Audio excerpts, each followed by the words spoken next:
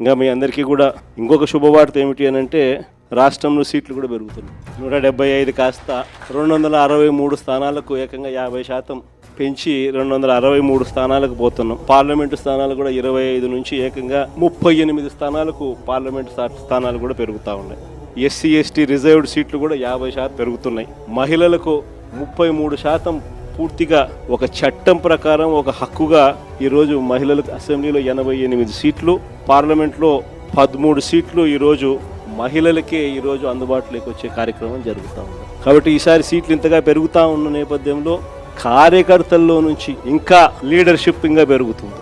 ఎవరైతే నాయకత్వ పటిమను గట్టిగా చూపించగలుగుతారో అందరికీ కూడా జగన్ న్యాయం చేస్తారని చెప్పి సందర్భంగా చెప్తాను. ఈసారి జగన్ 2.0లో మాత్రం ప్రతి కార్యకర్తకు చెప్తా ఉన్నాను.